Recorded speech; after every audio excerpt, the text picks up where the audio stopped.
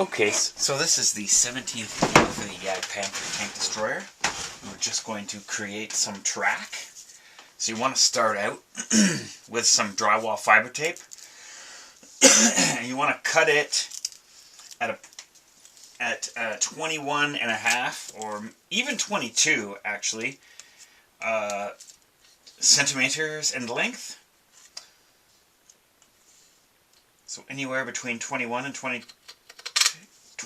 and a half and 22. And then note which is the sticky side, because you're going to cut it in half and then you're going to affix the sticky side to sticky side to create basic track. So flip one piece over and attach it sticky side to sticky side and offset all the lines, so the long lines and the short lines. And the easiest way to do that is to get them all offset at one end.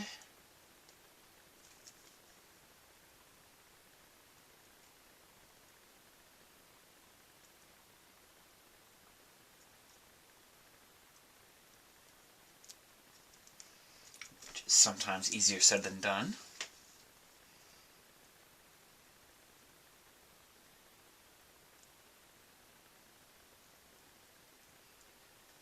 Okay.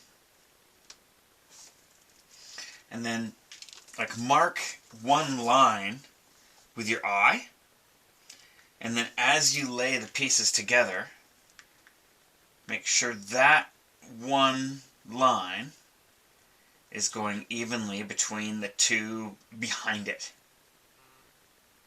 So as long as you can keep one straight, the rest of them should also be straight.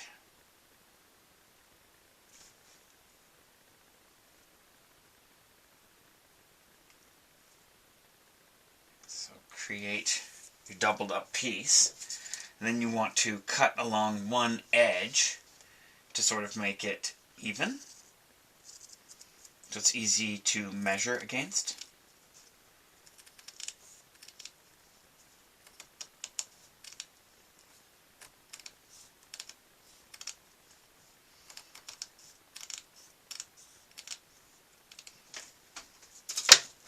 And the width of the track is 8 millimeters.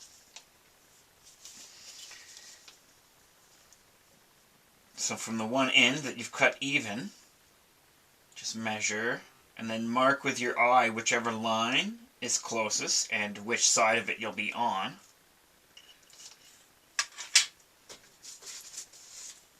And then, as long as you've laid the drywall fiber tape straight, theory is, as long as you cut beside that same line the whole way, you should get the same width of track.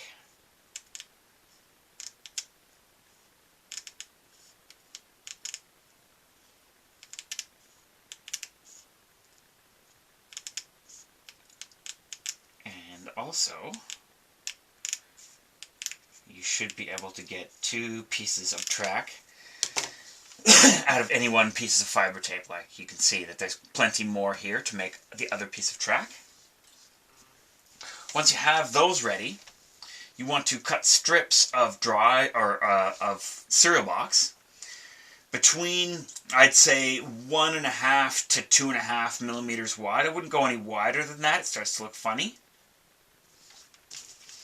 And cut them at least 1 centimeter long. And you're going to need about, these are track pads, and you're going to need about 30 to 35 for each piece of track, so 70 per vehicle approximately. So if you're doing more than one vehicle, like I am, you're going to need a big pile of these. Once you have a big pile of them, I've already started this one, but you have to do it in sections because there's no way to lay the track down elegantly without it sticking to something unless you just do it about a quarter to a third at a time. So I would recommend using between 2 to 1 and 3 to 1 glue for this. 2 to 1's a little bit watery, so you might want to thicken it up to 3 to 1. And like I said, you'll have to do it in several sections. So just lay a fair amount of glue, sort of as wide as your fingers can comfortably hold either dry track or the end, say if you're starting fresh, and apart.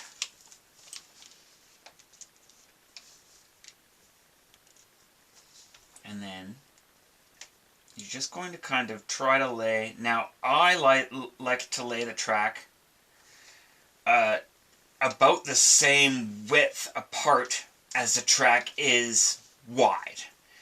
So it's kind of always gives me that thing to refer back to when I'm laying the next piece of track.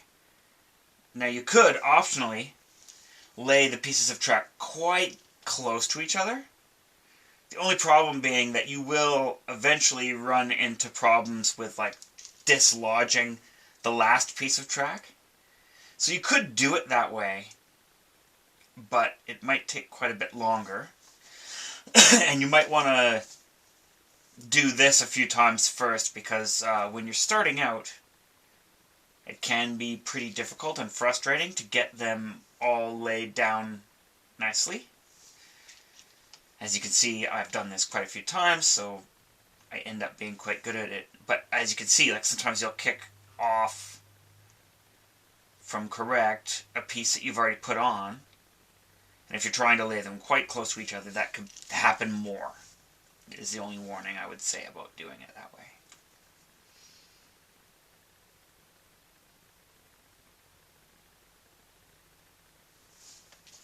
So get a section done, about, like I said, a quarter to a third of the track. And then quite often you'll need to use a mini clothespin to weight one end, and then just lay it on a glue bottle or a paint bottle or something like that to dry. Once it does dry, you're going to want to actually continue with this thickness of glue. And so this one's already dry. And what I like to do is kind of bend each track pad. So if the track pads are facing towards you, you'd bend the very ends of the track pads away from you and the center towards you, just to kind of make sure that if any warping has happened while you're gluing them down, it doesn't continue, and it makes them a little bit easier to work with and look a little bit nicer when everything's done, if you do that before continuing. And then take this watery glue and sort of infuse each track pad and even the track behind it. And again, you're going to have to do a third to a quarter at a time. And then lay it to dry again on a paint or glue bottle. Once that's complete, you'll have a piece like... The other thing I should mention is that when you're laying the pads on, don't go too far. You want to leave at least a centimeter to a centimeter and a half at the end. You're going to need that to attach the track to itself. And so you definitely want to leave that space. And I also recommend always affixing the glossy side to the actual drywall fiber tape. It's a lot easier to... Like, paint will fall in between these holes fine. You won't have a problem with that. But if you're trying to paint the glossy side of the cardboard on the exposed end, it will be a lot more difficult. So as you have your piece of track pad ready, you want to like brace the ends with your thumb, or the main part with your thumb, and then cut off the overhanging bits. And you want to really hug where the piece of drywall fiber tape is coming to. Because if you're any wider than 8 millimeters, you will be too wide to fit in. So you want to be careful about that. Just cut off each piece like this. Now we're done with that. So when you can measure and affix or complete the track now, but I would not recommend gluing it in at this point. So basically what you want to do, and this is harder on some than others, is slip the track up underneath here. You may want to actually bend out this wing a little bit. Sometimes it sort of gets in the way. But there should be at least 8 millimeters between the lower hull side and the this little wing that comes down. So slip your track in under there. And note which side you're doing. Like, I've already done the right side for this. So I always keep that laying beside the right side of the model, as I will do with this one, until I'm ready to install it, which is after all the painting is done on both the track and the suspension. Otherwise, you'll run into all kinds of problems. Now, when you're installing it, push it all the way in, and you want to pretty much pull it as tight as you dare. And then note where you're going to need to cut it off so that you're cutting the trackpad side off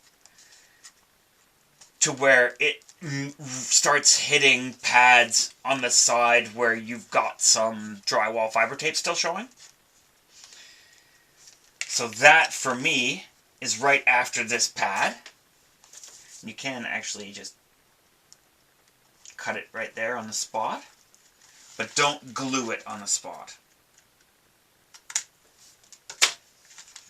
Make sure everything's going to be, you can pull it pretty tight. So I'm actually going to cut it a little bit more. I'm going to cut about a third of that track pad actually off, so when I glue it together, this will abut that track pad tightly, and I don't have to worry that it will be loose looking when I install it. So pull it right off. And again, note which side it is, and always keep that track on that side of the vehicle, because they are a little bit different on each side. I use a little bit thicker glue for this. So 4-to-1 or straight glue is fine for this. And just cover a bit of drywall, exposed drywall fiber tape. Complete the bond. And the way I like to glue these together, again using mini clothespins, to put one on each track pad where the fiber tape overlaps. You could optionally put them right down onto the fiber tape, but they often glue into place and they're quite hard to remove. So if at least one side is just hitting a track pad, they'll only be stuck on one end. They're pretty easy to remove. Okay, that gets us through to the next step. Thanks for watching, and see you guys soon.